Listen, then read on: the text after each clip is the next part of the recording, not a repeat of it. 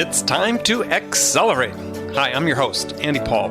Join me as I host conversations with the leading experts in sales, marketing, sales automation, sales process, leadership, management, training, coaching, any resource that I believe to help you accelerate the growth of your sales, your business, and most importantly, you. Hello, and welcome to Accelerate. I am excited to be joined by my guest today. Joining me is Peter Cohan.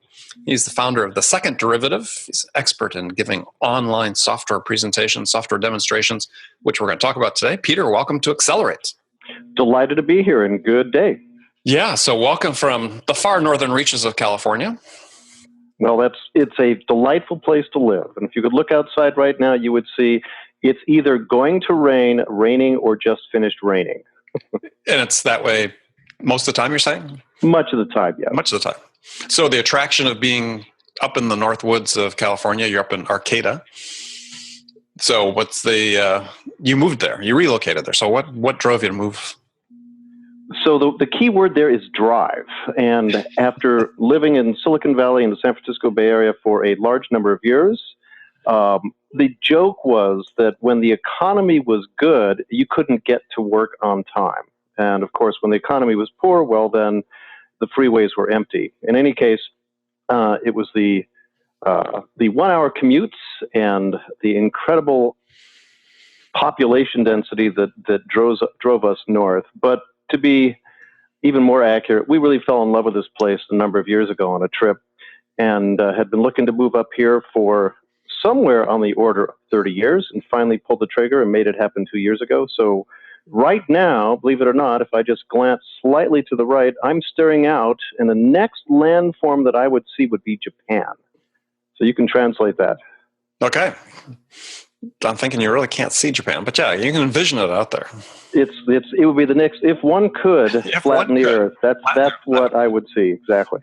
Excellent. All right, so for 30 years, you've been somewhat involved in this business you're in. So give us a little bit of background about you and how you got to become this point where you're this expert on online software demonstrations. So I was born in a log cabin in 1864. Wait, wrong story. Well, you got the beard that sort of matches. I got the beard, exactly. So trained as a chemist originally, worked on a bench, joined a software company in 1985 doing software for the pharmaceutical research industry. And it was during that tenure that I was doing many, many demonstrations for our products, and I realized pretty rapidly that when demos go well, sales processes seem to move forward. When demos go poorly, however, they come to a screeching halt. So I began to try to take a look at, well, what makes a demo successful beyond, let's say, the personality of the person that is delivering it. So there are people that are natural performers. In our arena, where we had lots of people who are scientists and chemists, there were often less high proportions of natural performers. And so we began to look at, well, how do we restructure demos, or how can we structure demos to actually make them compelling and convincing and intriguing? And out of that then became the first elements of what has become a methodology. However, it was not until I was managing a business unit, was president of a business unit of a company from about 1998 till 2003, that the scales fell from my eyes. And it was when I was the customer and vendors were coming to me and my teams and saying, hey, we want to inflict a 1 or 2 hour demo on you. Inflict is the correct term, exactly. That I began to realize what I really wanted them to do was to get to the point right away, early in the meeting. Far too often, organizations, when they're presenting their demos, you'll actually hear them say the words, I've saved the best for last. Yes. And it became patently clear that there are two major disconnects with this. Number one, the high-ranking people have already left the room. and number two, the people that remain, well, their brains at that point are what? Well, and also, I was laughing because it's like, what it really means is they have no idea what the best is. Yes, their assumption for the best is often incorrect. So right. Out of that came a realization that we've got to change the way we're doing our demos and literally turn them upside down in accord with what we understand about our customer's situation. And so this became a methodology, then became a book, and it became a business known as Great Demo. And that's what I'm doing, and that's how I got there. And there's the origin story. I love it. So, and did the beard come with the move, or was that there before the move? Oh, the beard's been here since just after university. What has changed, though, if you'll notice, is the tonality. So now it shows wizened and hopefully intelligence, but that can only be proved out by example, and so the jury is still out. Well, we're going to give people a chance to judge today, so the whole purpose of this. So let's talk about the online demo, because it's really sort of become enshrined, certainly in the technology business and the SaaS business. Yeah, it's fundamental part, of the sales process. It's like this critical milestone on the buying journey, and so often it's the sort of raison d'etre of SDRs and BDRs when they're out making their calls, is to set up that software demo. So it seems like that's the moment when things really start to go wrong. So let me tell you a story. I do to prepare for the workshops that I deliver, which are either face to face or over the web. I ask my customers to share typical demos from their team members to me, so that I can get an idea of how they're demoing today and some of the key moving pieces and deliverables of their software. And I just ran an experiment. I had already seen a couple of this particular organization's demos, and they were repeating. They clearly had a standard demo that each pre-sales person would present to their audience. And so this gentleman starts a demo, and he starts off by saying the classic words, "Can you see my screen?" And my answer typically is, "I'm not sure, what should I be seeing?" And he said, "Well, I've got a blue thing over here and a red thing over here." And I went, "Yeah, okay, I see that." And then he dove in, and the mouse swept across the screen. Words flew from the speaker. And after about 12 minutes, and I time things, he says, "So, are there any questions so far?" And I said, "Nope, I'm good." And he plunged back in, and the mouse moves and the voice rants away. And I'm holding in my hand a coffee cup, and it grew empty. And I thought, I'm going to run the experiment. So I got up from my office, went out, looked at the view for a few minutes, refreshed my coffee, came back in about 10 minutes later, and predictably 2 minutes later, the gentleman says, "So, are there any questions so far?" And I said, "Nope, I'm good." He had no clue that I had physically left the room. And with all due respect, that is the traditional online demo. It's very low interactivity. The audience may or may not be paying any attention whatsoever, as is probably what's happening today in our podcast. And you have no clue because you're not reaching out and finding ways to interact with them. So one of the mainstays of what we teach is to reconstruct your demo, so the most important stuff is up front. That helps. But then we also talk about, well, how do you drive interactivity when you cannot see your audience? How do you be a Ray Charles and embrace that audience, even if you're, if you will, blind with respect to your delivery? So that's what we do. Okay, interesting analogy. So, but there you go. There you go. Right, for people that are watching this, they got to see that. Covering my eyes. Let's sort of start with. It seems like there's a couple different motivations we oftentimes see for demos. In some cases, it seems like, this is somewhat unintentional, I think, is people use demos as discovery tools. So I would say, as opposed to a, hey, we're trying to convey a point about the discovery we've already done. So I would, and this is excellent, I would suggest that there are 3 types of demos, one of which you should never do. Okay. The first type of demo is without question the best type, and it's when sufficient and substantial discovery has been completed. You've talked about the customer's needs, you've matched them up with your capabilities, and the customer says, "Wow, this sounds terrific," and they say, "Could you please share a demo of what you've just talked about?" We refer to those as technical proof demos, and those are the best types of demos to do because now you know exactly what you need to show. You're just working down the list of capabilities you've already talked about, and the customer's already agreed this is what they're interested in seeing. Right. Best type of demo. Second type is called vision generation, but with respect to many salespeople, we should be clear. Vision generation demos is not hope. It's not the classic, if we could just show them a demo, they'll get all excited. No, vision generation is just enough. It's an appetizer, just enough for the customer to say, oh, okay, I can see where this could go. And therefore, to open that customer up to be receptive to do some substantial discovery. When I counsel people, I suggest that a vision generation demo should be no longer than 4 minutes, just enough for them to say, oh, that looks rather interesting. But then you put your software aside and you start asking questions, because they've got a vision now of what's possible, and they should be willing to share some information about their particular and specific situation. Right. So I call that a mental test drive. You give them enough so they can take a mental test drive. They can sit behind the wheel, feel the seats, feel the leather wrapped steering wheel, and start to envision themselves driving down or north on 1 toward Arcata with the wind blowing through their hair. There you go. And I would suggest don't get the don't get the convertible in this case. But in any case, okay. So the third type of demo that I don't recommend is often referred to as an overview. Just give us a product overview. Just give me an overview demo. And these go by a variety of names. Any clues as what some of them might be? I'll help. Show up and throw up. Well, you're going there. Yeah. Pray and spray. Spray and pray. One I coined recently is the IKEA demo. Which is? It's just like an IKEA. You go into an IKEA to try to find something, and then how do you get out? Well, you got to go through all these aisles. Right. I've heard that there are secret exits, never found them. This is also known, there's a woman that I was doing a workshop in Frankfurt, and she says, oh, this is the harbor tour.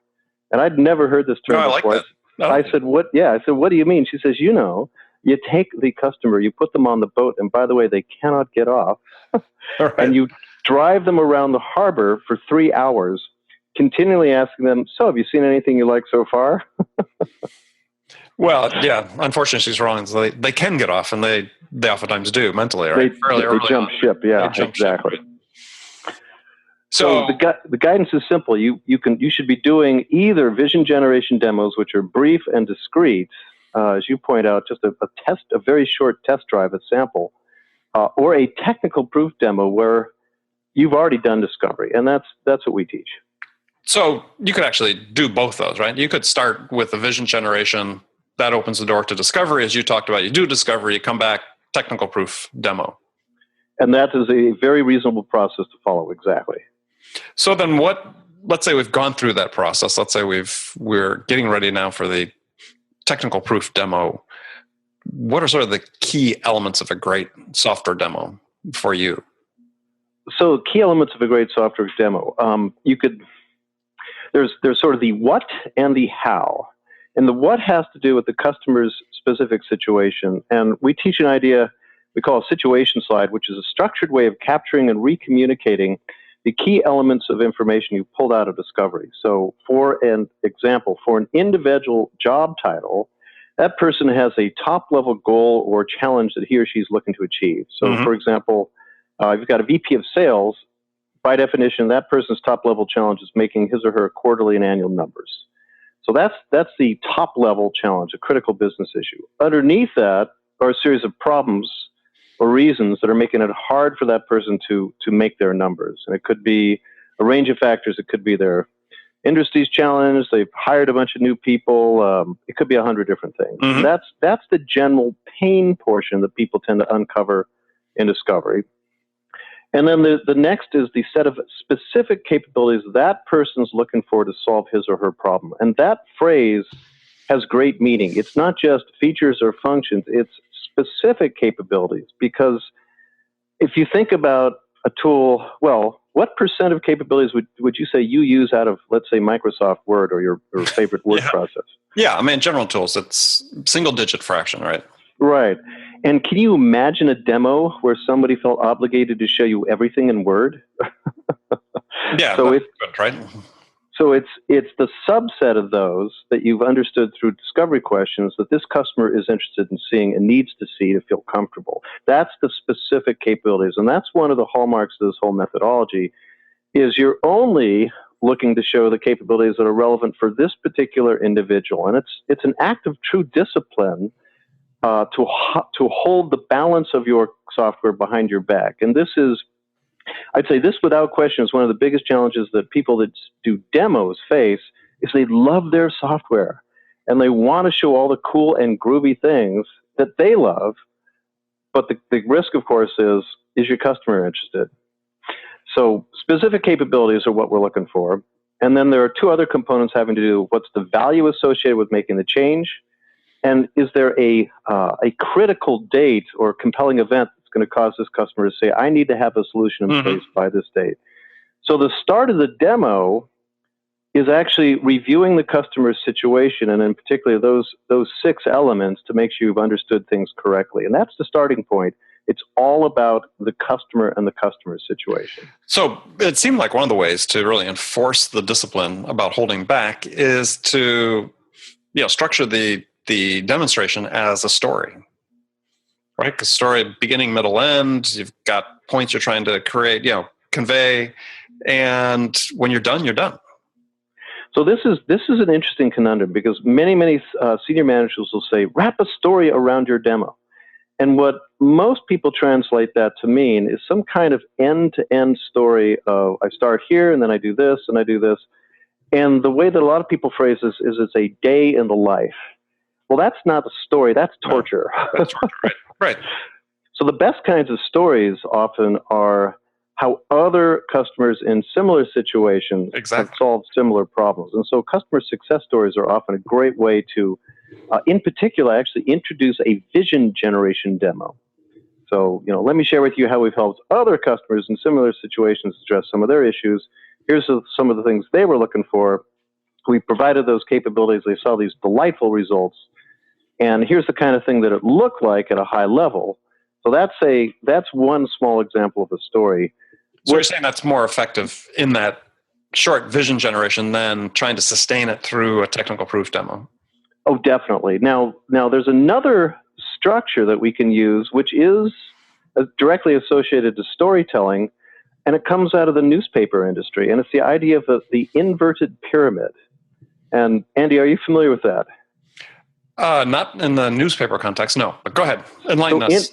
So inverted pyramid, when you read a newspaper article, the first thing you do when you read a newspaper is you scan for headlines and pictures, and they're designed to grab our attention, to draw us in. And that's the first element of a demo. We model that same idea. We present a compelling screen, or let's say, compelling screen out of the software that, as it's described by the presenter, is designed to cause the customer to say, wow, that looks really terrific.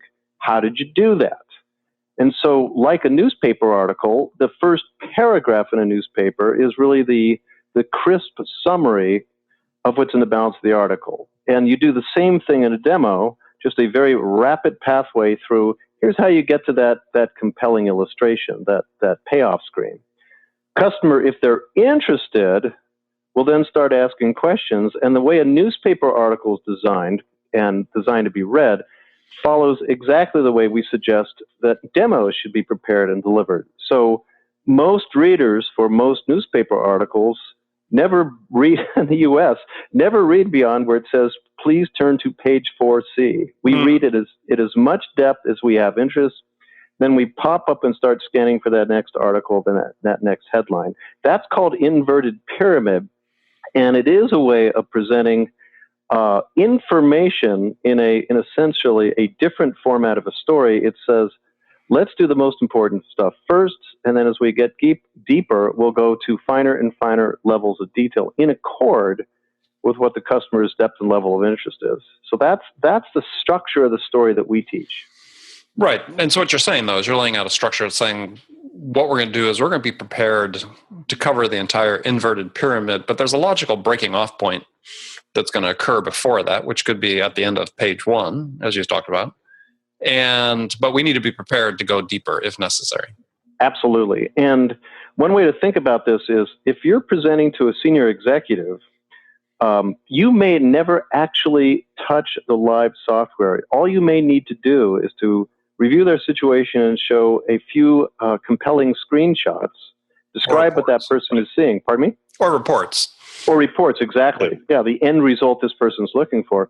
And they ask a few questions, and they very typically will say something like, they'll look at their watch and say, folks, I'm comfortable, I'm convinced, I've got another meeting I want to go on to. You guys can stay here and torture the vendor as much depth as you like, but I'm comfortable to proceed. So the executive's demo may only be a few minutes long, 5, 10, 15 minutes, not unusual. Now you've got middle managers that you want to address. Their demos are likely to go into a little bit more depth. And then the next group will be the staffers who are thinking, oh God, I've got to use this software. Their demos may actually drive you quite deeply because now they want to understand the workflows and how do I do this and how do I do that. But that's the generalized structure. What we're trying to do is get away from the ancient Gordian knot of trying to embrace all three constituencies with a single looping back and forth, tortured, layered demo. Here we're, if you will, deconstructing a traditional demo into components that can be then reassembled in accord with who's in the room. Right. So, yep, making sense? Yeah, no, it makes a lot of sense. So, I mean, there is no one software demo. So when we think back to, okay, SDRs and they're out selling the demo, and I think there's a problem with a lot of companies is they're not really aware of what demo they're selling. And they're at high risk when they do this. What I often point out to people is just as there is no such thing as one size of shoe fits all customers and one style is going to resonate with all customers. Imagine, if you will, that the only shoe available was a women's size 6 pump. How would you feel about that? So the same thing, not my style personally. Not your style. And I doubt you'd get your foot into that thing. No. And that's the risk with particularly these highly transactional SDR-based demos is that they're presuming that everybody's needs and interests are the same. And that's where things often fail. That's where we end up with these standard demos. And that's where we end up with demos where the audience can get up, stand up, walk out of his office, look at the view, grab a cup of coffee, and come in 10 minutes later, not have apparently missed anything. Yeah, if he came back at all, right? If he came back at all, exactly. All right, so you talked about sort of best way to open with that compelling sort of screenshot, summary screen, something outcome-oriented is what I would say. Mm-hmm. So I guess one of the other big things is how do you gauge the engagement, measure the engagement of your audience during a demo? This is, I think, a hard part for a lot of reps is how do they know whether they've lost the audience? So some of the tenets of this methodology is frequent interaction with your audience. So, for example, I would start off a demo by reviewing the customer's situation. I'd ask 2 questions. I'd say, so, Andy, is my understanding all correct? And you'd respond, yes. Yes, it is. And I'd ask, is there any new information? You'd answer, absolutely not. Oh, thank you very much. I'd then share this compelling deliverable, this report, describe what you're seeing in it, recall the value, and then I'd ask 2 additional questions. I'd say, Andy, is this the kind of thing you had in mind? Okay, I'd say yes. And I'd say, would you like to see what it takes to generate this in the software? And you'd say, yes, please. And the point here is very, very early on, we're training our customer to respond and that this is going to be much more interactive. And we give them, by doing summaries, by pausing, we give them the opportunity to begin to ask questions. And it's interesting, when you summarize, it tells the audience members that it's a cue, that it's their turn now to comment, ask questions, or whatsoever. And what you're saying is you want to be able to summarize, not just at the end, but at various logical breakpoints throughout the presentation, is you want to summarize what you've discovered. So people don't have to, first of all, if you're doing a 30-minute demo, to get to the end, they're not going to remember what you said in minute 2. So you need to keep reinforcing that in shorter intervals. And it's not by doing the example you gave of saying, so does anybody have any questions? Right. But it's actually summarize and reflect in a reflection way so that they reflect back and say, okay, yeah, no, that's exactly what we talked about. That's what we want. Exactly. And it's really interesting is when you change the game right from the beginning, when you even let people know, you know what, we're gonna try a slightly different style of demo than you may have seen previously, and we just want to let you ask you to give us feedback on what you think, often counsel people to do that because that wakes the audience up that this may be different. And by the act of waking them up, they're much more willing to participate and to be interactive. Well, but you got to make sure, and that maybe you could also share other, because this is part that I see as a problem that too often is that it's as that sort of the simplistic engagement, right? People saying, well, I just said, right? Everything exactly. in question, ending with the word right. We've got this feature, right? We do this, right? I mean, so what other things are you seeing? So if people let's say, have done a good job, reps done a good job of sort of structuring the presentation itself, but then there's all these actual presentation tics that people have that can be as distracting as bad content. So these are extraordinarily important in demos. Number one, and the worst, has nothing to do with your voice at all, but everything to do with the mouth. And most demos, if you take a look at them, you realize that the presenters suffer from a horrible affliction known as zippy mouth syndrome. Their mouse whips around the screen. And what's really fascinating is when we mouse for ourselves, the mouse follows where our eyes look. And it doesn't bother us because the mouse is following our eyes. Right. But you, the audience, you would be looking away because it would be uncomfortable. So one of the things we teach is to mouse smoothly and deliberately. In fact, the phrase I like to offer is, those of us who mouse for a living, and that's anybody doing a demo, needs to develop mental mouse muscle memory. So that mental memory. Okay, yes. Mental mouse muscle memory. Okay. There you go. So that you can mouse smoothly and deliberately when you're doing a demo, even when it's in front of a group of 200 people and the adrenaline is coursing through your veins. So that's one way to help. I should comment that when you're operating over the web, there's a tendency for people to ignore all the capabilities that are in WebEx and GoToMeeting and all the other tools. They simply say, can you see my screen? And then they start mousing and talking. There is a rich set of other tools. There's annotation tools, there's the raise hand, there's whiteboards, there's chat, there's all these functions that by and large are ignored when people are presenting over the web that you can take advantage of and should take advantage of to help drive that interactivity. So for example, you've presented a couple screens, you're in the software, you stop, grab an annotation tool, and you highlight the number and the column that you're describing with the annotation tool, saying, so these are the numbers that are really most important. And then when you ask something like, are there any questions so far, which is a horrible question, but it is what it is, it's much, much more likely that your audience is going to say, oh, okay, yeah, now how did you generate those numbers? Or they'll ask something that's actually meaningful as opposed to responding, nope, I'm good. Well, I mean, it seems like you can actually, to your point though, you can actually avoid in its entirety asking, does anybody have any questions so far? I mean, so if you're doing a good job of summarizing, I mean, you can ask questions specifically about what you've just had on the screen. That's going to be more effective than sort of this general request for questions, which typically people don't respond to. So complete concurrence. I'm nodding my head violently in agreement. As people can see, yes. As people can see.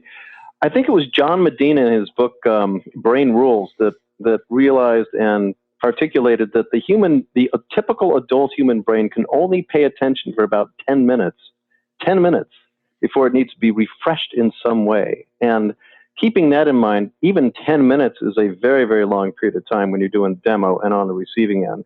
But if you keep that in mind that you've got to do something to refresh your audience every few minutes, that helps with the whole concept of driving interactivity. Well, but you really, bring up a great point, which is that if we look at this 10 minutes as sort of a benchmark, there is a determination on the part of many companies is that, yeah, our software demo, our technical proof demo is 20 minutes long. And, I encourage people to say, well, maybe we have to have two separate demos. Sure. So you could set up two separate demos. What we teach people to do is to break things up into chunks, into consumable components, so that you present, for example, as opposed to a traditional long linear demo, imagine the following. Imagine way back in the dark ages when they produced newspapers that basically had no articles. It was just a string of information. Then you started in the top left and you read through the whole thing. And what they did then was they broke it up into chunks, where each chunk has an attention grabber, which is the headline or the illustration, the picture. It has a first paragraph, which is the crisp summary, and then it goes into as much depth as the article saw fit and the audience has interest. If you break up your entire overall story into these sub-chunks or articles, each of those can end up being easily 10 minutes or far less. And that's a way to go about it. So would you like an example of that? Always. So classic example, let's take a CRM system demonstration. You've got campaigns, you've got adding new records, you've got rolling up forecasts and pipelines. Those are, let's see, adding new companies, you might say, or new opportunities. Mm-hmm. Those are three separate chunks, each of which should be introduced, developed in as much depth as the customer has interest, summarized, and then given the audience an opportunity to respond, comment, think, ask questions, so forth, before going on to that next chunk or that next component. So just like a newspaper article, we want to break the overall demo up into its constituent pieces. Right. And as you talked about, is be able to knit them together, stitch them together. Like a film editor will take different footage, right, and bring it together. Exactly, yeah. Into a coherent story, yeah. And be able to just, have a scene orientation, or as you say, a column orientation, as newspapers do. Okay. So I would talk about rehearsal before we run out of time here is, trouble salespeople is they tend to think they're good at winging things oftentimes. And I've been guilty of that in the past myself. So what do you expect from people relative to rehearsal and what they should be doing to rehearse? So we talked earlier about this idea of a situation slide, a structured way of capturing and then being able to read the elements of information that the team needs to put together and understand about the customer before the demo. The key words there are before the demo.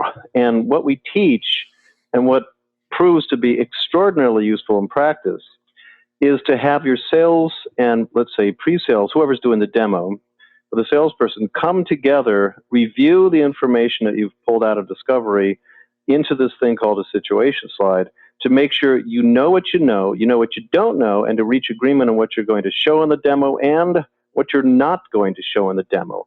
And the mere act of that 15-minute, 30-minute discussion increases the probability of success just dramatically. In fact, in some cases by a factor of something like 10. So what could I say? God forbid you should actually invest a little bit of time to prepare. Yeah, in spite of all the pressure you might feel under to have a certain number of demos and so on, as per week is.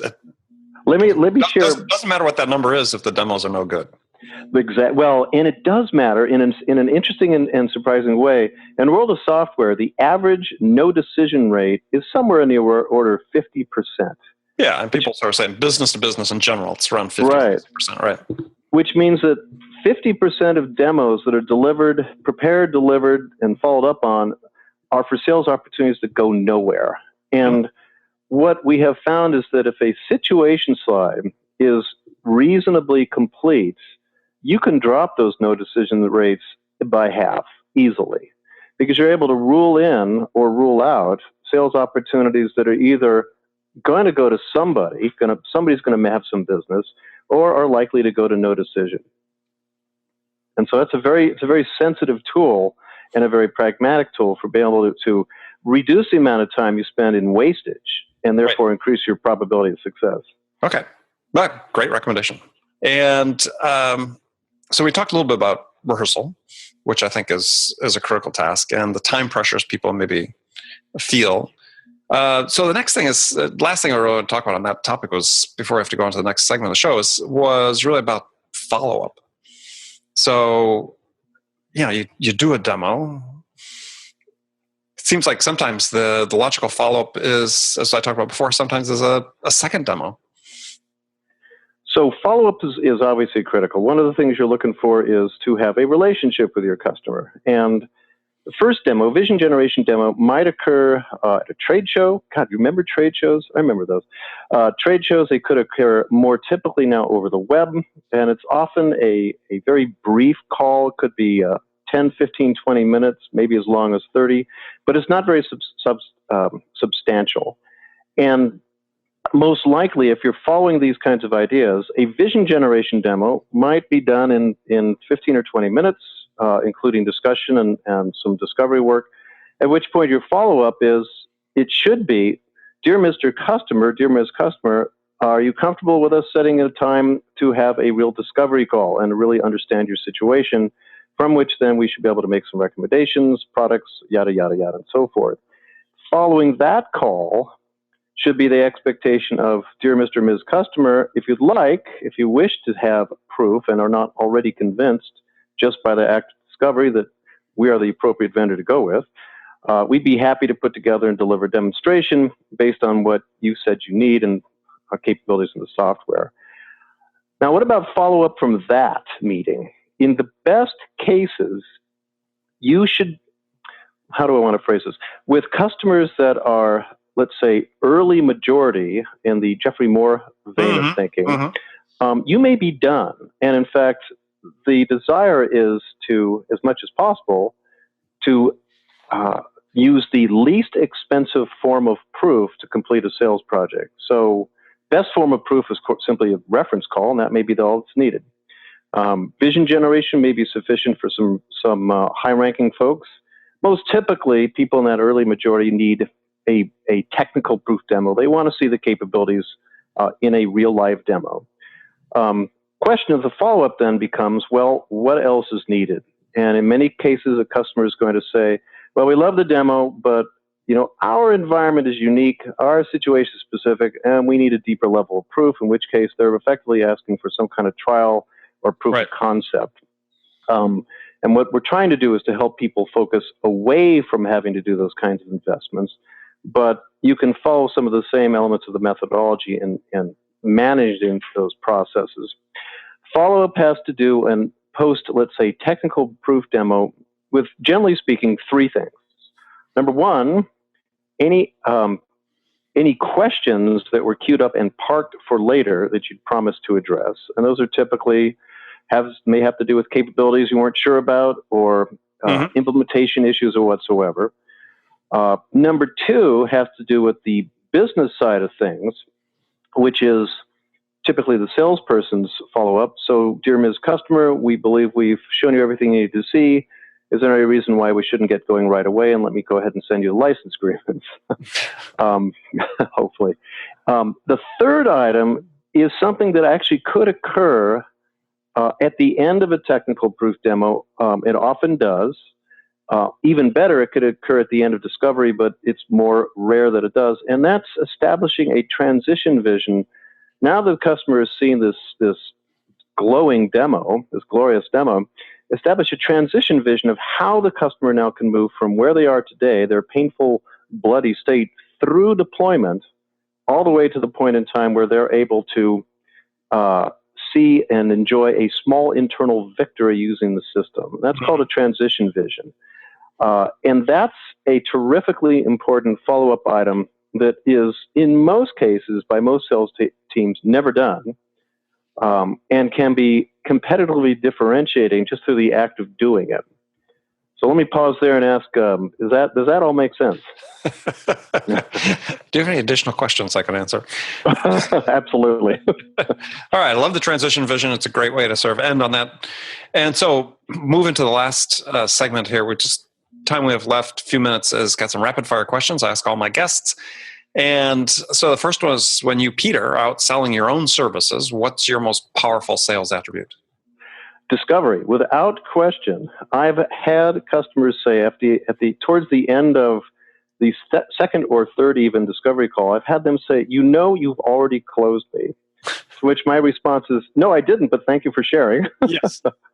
But sales, in my opinion, sales opportunities are won and lost in discovery. That's the most important portion, and I think that's something that We can all do better, but I think I've learned to do it moderately well. Okay. Who's your sales role model? Without question, Carol Frischman, a name nobody probably knows outside of my particular cadre, but she was, and still is, one of the world's best salespeople. Why? Because she knew all the answers, but still asked all the questions. All right. In other words, she did not suffer from the curse of knowledge. What a delight. Love it. All right. What's one book every salesperson should read in your mind? In my mind, well, that's a tough one. Given that I know one called Great Demo by an author named Peter Cohan, I'd probably have to recommend that. Well, other than your own. Other than my own. I should have given a disclaimer. I'll actually say that there are probably two books that should be contemplated. One is the one referenced earlier called Brain Rules by John Medina, because he looks at, have you read this? No, but I've heard of it, but I've not read it. He looks at and explains in terrifically straightforward terms how the human brain receives information and then what it does with it, whether or not it discards it, whether or not it goes into short-term memory, or most important for us, whether or not it goes into long-term memory and how that works. That's book number one. Book number two is that delightful book on stories and storytelling called Made to Stick by Dan and Chip Heath, which I believe you have read. Yes. Very nice book. Good. All right. Last question for you. What music's on your playlist? Oh, that's a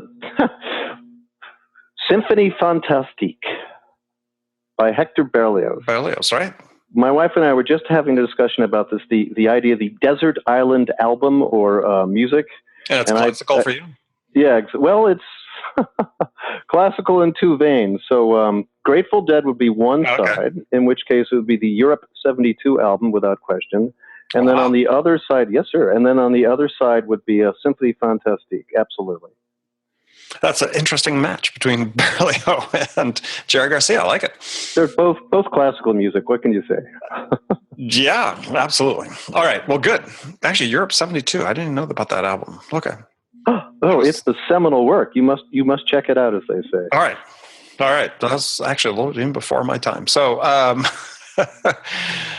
Peter, great to talk to you. Appreciate you taking the time. Tell people how they can find out more about you and Second Derivative, the Second Derivative.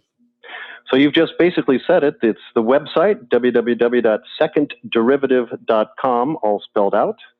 It's probably the very simplest way to get a hold of me. All right. Well, again, people, if you're interested in learning how to perfect your software demos, get hold of Peter. Peter, again, thanks for joining us today. And remember, friends, thank you for taking the time to join us. And remember to make it part of your day every day to deliberately learn something new to help accelerate your success. And easy way to do that is join my conversations with top business experts like my guest today, Peter Cohan, who shares expertise about how to accelerate the growth of your business. So thanks again for joining me. Until next time, this is Andy Paul. Good selling, everyone. Thanks for listening to the show. If you like what you heard and want to make sure you don't miss any upcoming episodes, please subscribe to this podcast on iTunes or Stitcher.com. For more information about today's guest, visit my website at andypaul.com.